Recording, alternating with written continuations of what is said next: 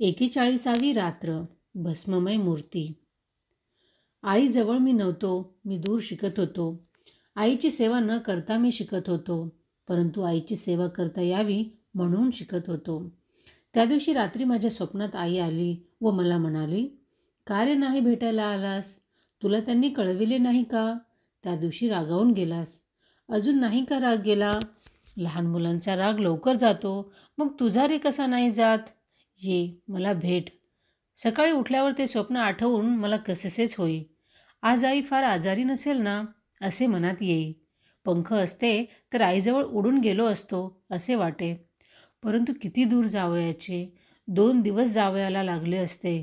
आगगाडी, बोट, बैलगाड्या, किती दूरचा प्रवास. मला वाईट वाटत होते. जीवाला चैन पडेना. घरी जाऊन आईला भेटून यावे असे वाटे. परंतु पैसे. मला एक नवीन मित्र मिळाला होता. त्याचे नाव नामदेवच होते. भक्त नामदेवाचे पंढरपूरच्या पांडुरंगावर जितके प्रेम व जितकी भक्ती होती, तितकेच प्रेम व भक्ती त्या नामदेवाची या श्यामवर होती. जणू तो माझाच झाला होता व मी त्याचा. युयम वयम, वयम युयम असे आम्ही कितीदा म्हणावयाचो. माझ्या हृदयातले सारे न बोलताही त्याला कळे. त्या नानकाच्या पदात आहे ना, "अन बोलत मेरी बिरथा जानी, अपना नाम जपाया." देवाचे नाव घेतले की पुरे. त्याला आपले दुःख न बोलताही समजते. नामदेवाला माझे सुख दुःख समजे. माझा जीवनग्रंथ, हृदयग्रंथ त्याला वाचता येत असे. माझे डोळे, माझी चर्या तो बरोबर वाचित असे. जणू आम्ही एकमेकांची रूपे होतो. जणू 2 कुंडीत एक मन होतो. जणू मनाने व हृदयाने आम्ही जुळे होतो. "नामदेव, मला घरी जावेसे वाटत आहे. आई फार आजारी आहे असे वाटते. सारखी हुरहुर लागली आहे." मी म्हटले. "मग जा भेटून ये." तो म्हणाला, "आईला डोळे भरून पाहून येईन, पण पैसे." मी म्हटले, "काल नाही का माझी मनी ऑर्डर आली? जणू ती तुझ्यासाठीच आली आहे. 10 रुपये आहेत. तुला पुरतील. आईला भेटून ये. माझा नमस्कार सांग." नामदेव म्हणाला. थोडेसे सामान घेऊन मी निघालो. स्टेशनवर नामदेव पोचवावयास आला होता. मी गाडीत बसलो. दोघांचे डोळे भरून आले. "पत्र लगेच पाठव बरे श्याम." नामदेव म्हणाला. "होय," मी म्हटले. "तुझ्याबरोबर मी आलो असतो, पण पैसे नाहीत." तो म्हणाला. "तू माझ्याबरोबरच आहेस." मी म्हटले. गाडी सुटली. प्रेमळ नामदेव डोळ्याआड झाला. गाडी सुटली व डोळ्यांतून पाझर सुटले. शतपाझर सुटले. राहून राहून हृदय उचंबळून येत होते. गाडीच्या खिडकीच्या बाहेर माझे तोंड होते. अश्रुसिंचन करीत मी जात होतो. बोरी बंदरवर उतरून तसाच परभारे मी बोटीवर गेलो. कारण गिरगावात भावाला भेटावयाला गेलो असतो तर आगबोट चुकली असती. मी आगबोटीत बसलो. लाटांवर बोट नाचत होती. माझे हृदयही शतभावनांनी नाचत होते. रवींद्रनाथांची गीतांजली माझ्या हातात होती. "आई, माझ्या अश्रूंचा हार तुझ्या वक्षस्थळावर रुळेल." हे मी वाचित होतो. खरेच माझ्या गरीब आईला मी दुसरे काय देणार? माझ्याजवळही अश्रूंशिवाय द्यावयास दुसरे काही नव्हते. मध्येच मी गीतांजली मिटीत असे व समोरच्या उचंबळणाऱ्या सागराकडे बघे. या सागरावर शततरंग उसळत होते. एक लाट दुसऱ्या लाटेला जन्म देत होती. माझ्या हृदयसागरावर शतस्मृती उसळत होत्या. एक स्मृती दुसऱ्या स्मृतीस जन्म देई. आईच्या शेकडो आठवणी, शेकडो भावनामय प्रसंग दृष्टीसमोर येत होते. स्वप्नसृष्टीत, स्मृतिसृष्टीत मी ध्यानमग्न ऋषीप्रमाणे रमून गेलो, रंगून गेलो. आईच्या स्मृतिसागरात हा श्याममत्स्य डुंबत होता, पोहत होता, नाचत होता. हरणे बंदरावर दीपस्तंभ दिसू लागला. हरणे हरणे खलाशी ओरडू लागले. उतरणारे उतारू वळकट्या बांधू लागले. मी आपले लहानसे गाठोडे बांधले. आणखी 7-8 तासांनी आईचे पाय पाहीन. प्रेमाने भरलेले डोहच असे तिचे डोळे पाहीन, असे मी मनात म्हणत होतो. हरणे बंदर आले. पडाव बोटीजवळ आले. त्यात माणसे उतरली. मीही पडावात उतरलो. बंदरावरून कोणी माझ्याकडे पाहत होते. माझे तिकडे लक्ष नव्हते. त्या व्यक्तीचे माझ्याकडे लक्ष होते. मला पाहून बंदरावर कोणाचे तरी डोळे भरून येत होते. कोणाची ती मूर्ती होती? पडाव उभा राहिला. मी पटकन उतरलो. पाण्यातून बंदरावर आलो. झपाझप पावले टाकीत होतो. इतक्यात माझ्या कोण दृष्टीस पडले? मावशी. माझ्या दृष्टीस माझी मावशी पडली. मावशी, तू इकडे कोठे? परत जातेस होय पुण्याला? आईचे बरे आहे वाटते, असे मी विचारले. मावशीच्या गंगा यमुनांनी उत्तर दिले. मावशी, बोलत का नाहीस?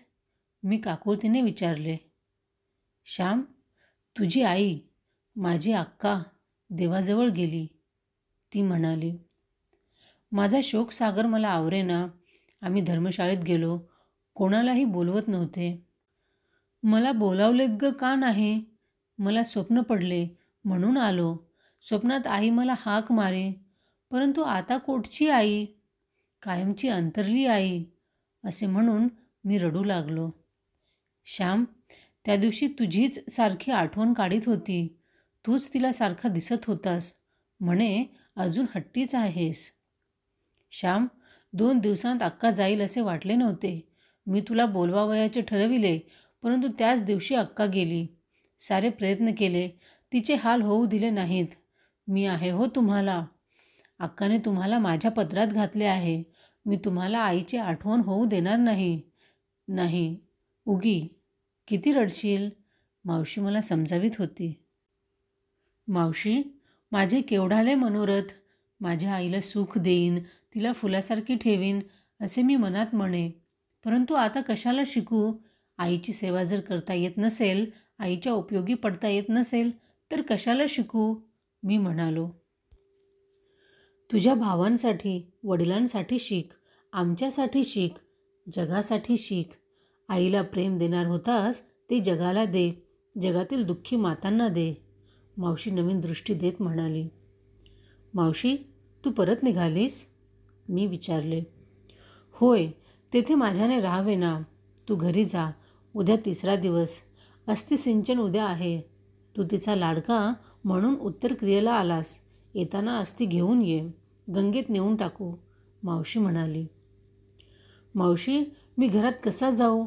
अंधार भरलेल्या घरात कसा जाऊ? मी म्हटले. त्या अंधारात आईचा मुखचंद्र नसला तरी वडिलांचा तारा आहे, तुझ्या भावाचा तारा आहे. तेथे सारा अंधार नाही, तेथे प्रेम आहे. जा घरी, त्यांना धीर दे. तू शहाणा, विचार करणारा, गीतांजली, गीता वाचणारा, मावशी म्हणाली. श्याम, आलास का? थांब हो, देवाला गूळ ठेवते. असे आता मावशी कोण म्हणेल? मी म्हणालो. श्याम, या प्रेमाच्या आठवणी तुझ्याजवळ आहेत. आई गेली तरी प्रेमरूप आई, स्मृतिरूप आई तुझ्याजवळ आहे. जिथे जाशील तेथे आहे. चल, तुझ्यासाठी गाडी ठरवू, असे म्हणून तिने माझ्यासाठी बैलगाडी ठरविली. मावशीची बोट दूर दिसू लागली. पडाव सुटायला झाले होते. मावशी निघून गेली. आईची जागा घेणारी मावशी पडावात बसायला निघून गेली. मी बैलगाडीत बसलो. आईच्या आठवणी येत होत्या. माझ्या जीवनसमुद्रात पुन्हा पुन्हा आईची दिव्य मूर्ती शेकडो लाटांतून वर येत आहे असे मला दिसे. आईचे कष्ट व हाल मला दिसू लागले. कारुण्यमूर्ती माता, तिचे प्रेम, तिची सेवा पर्वताप्रमाणे दिसू लागली. शेवटी मी एकदाचा घरी आलो. मागे एकदा पहाटे असाच आलो होतो. त्यावेळेस ताक करताना आई कृष्णाची मंजूळ गाणी म्हणत होती. आज घरात गाणे कुठले? तेथे हाय हाय होती. घरात एक मिणमिण दिवा जळत होता. बेसूर शांतता होती. मी दार लोटले. दाराला आतून कडी नव्हती. दार उघडलं. वडील एका तरटावर बसलेले होते. श्याम, 2 दिवस उशीर झाला तुला. गेली हो सोडून बाळ, ते म्हणाले. पुरुषोत्तम जागा झाला. अण्णा, अण्णा असे म्हणून तो रडू लागला. मला त्याने मिठी मारली. आम्हाला कोणासही बोलवत नव्हते. दुर्वांची आजी म्हणाली, तुझीच आठवण काढीत होती हो श्याम, तिचा लाडका तू. शेवटी तिच्या उत्तरक्रियेला तरी आलास. रडू नको. आता उपाय का आहे? तुम्ही मोठे होईतो हवी होती हो जगायला, परंतु नाही त्याची इच्छा. मी ऐकत होतो. अस्थिसंचयनासाठी मी नदीवर गेलो. भटजी बरोबर होते. नदीकाठी जेथे आईचा पुण्यदेह अग्निसात करण्यात आला होता तेथे गेलो. आईची भस्ममय मूर्ती तेथे निजलेली होती. जसाचा तसा भस्ममय देह होता. वाऱ्याने इवली देखील मूर्ती भंगली नव्हती. त्या भस्ममय मूर्तीला मी वंदन केले. सर्व पार्थिवता लोपून पवित्र भस्ममय असा देह तेथे होता. अत्यंत शुद्ध असा भस्ममय आकार तेथे होता. जीवनातील तपश्चर्येने आधीच देह भस्मीभूत झाला होता. आतून जळून गेला होता. शंकराच्या अंगावरील भस्मा इतकाच पवित्र झाला होता. मनाने तर ती पवित्र होतीच होती. लावला, मी हात लावला. भस्ममय मूर्ती भंगली. माझ्या हृदयात अभंग मूर्ती निर्माण करून ती भस्ममय मूर्ती मी मोडली. या नश्वर मूर्तीने कोणाच्या हृदयात जर आपणास अनश्वर मूर्ती निर्माण करता आली तर केवढे भाग्य. मी आईच्या अस्थी गोळा केल्या. मंगळसूत्रातील मणी सापडले. ते सौभाग्यदायक म्हणून चुलत्यांनी नेले. स्वतःच्या पत्नीच्या गळ्यात घालण्यासाठी नेले. सर्व विधी करून आम्ही घरी आलो. एक एक दिवस जात होता. पुरुषोत्तमाच्या तोंडून एक एक कहाणी ऐकत दिवस जात होता. आईच्या आठवणीचे पवित्र गुरुपुराण पुरुषोत्तम मजजवळ वाचित असे व मी ऐकत असे. शेजारच्या इंदू, राधाताई यांनीसुद्धा आठवणी सांगितल्या. आईचे कष्ट ऐकता ऐकता मला हुंदके येत. आईच्या पिंडदानाचा दिवस आला. आईच्या पिंडांना कावळा पटकन शिवेल की नाही, तिची काही इच्छा राहिली असेल का, असे विचार माझ्या मनात येत होते. पिंडाला कावळा शिवला नाही तर मृतात्म्याला शांती नाही असे म्हणतात. आम्ही नदीवर गेलो. पिंड तयार केले. सर्व विधी झाले. ते पिंड दर्भावर ठेवले. नदीवर कावळा दिसेना. भटजींनी काव काव करून कावळ्यांना आमंत्रण दिले. आला, एक कावळा आला. तो दुसराही आला. चुलते म्हणाले. आम्हाला बरे वाटले. पिंड ठेवून आम्ही बाजूला झालो. कावळा पिंडावर बसत. शिवत ना. काय करावे? पिंडाभोवती घिरट्या घालीन, परंतु स्पर्श करीत ना. मला वाईट वाटू लागले. मी म्हटले, आई, तुझी इच्छा असेल तर मी लग्न करील. मी बैरागी होणार नाही. तरी कावळा शिवेना. चुलते म्हणाले, आम्ही भाऊंना अंतर देणार नाही. त्यांच्यावर वहिनी प्रेम करू. तरी कावळा शिवेना. पिंड घेऊन ठिकठिकाणी मी नाचलो. माझा जीव रडकुंडीस आला. कावळा जर शिवला नाही तर दर्भाचा कावळा करून शिववितात. परंतु या गावात या गोष्टीची चर्चा होते. मला वाईट वाटले. मी म्हणालो, पिंड घेऊन घरी जाऊ. तेथे कदाचित शिवेल. एवढ्यात दर्भाचा कावळा नका करू. नदीवरून जड अंतःकरणाने पिंड घेऊन आम्ही घरी आलो. अंगणाच्या कडेला केळी शेजारी पिंड ठेविले. भोवती कावळे जमले, परंतु एकही शिवेना. शेवटी माझी दुर्वांची आजी घरातून बाहेर आली. ती म्हणाली, यशोदे, काही काळजी नको करू. पुरुषोत्तमला मी आहे.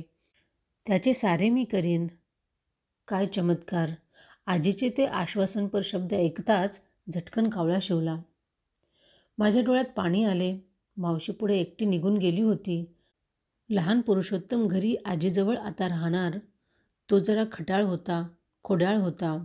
त्याची आबाळ होईल, त्याला मारतील, रागावतील, हीच आईला काळजी होती. आईला हीच एक चिंता होती. आई, केवढे तुझे प्रेम. तुझ्या प्रेमाला मोजमाप नाही. ते आकाशाहून मोठे व समुद्राहून खोल आहे. ईश्वर किती प्रेममय असेल ह्याची कल्पना ह्या संसारातील आईवरून येईल. स्वतःच्या प्रेमाची जगाला कल्पना देण्यासाठी या छोट्याशा आईला ती जगन्माऊली पाठवीत असते. गड्यांनो, माझी आई मेली. तिचे जीवन सरले तरी तिची चिंता सरली नव्हती. आईची सारी बाळे जोपर्यंत सुखी नाहीत तोपर्यंत आईला सुख नाही.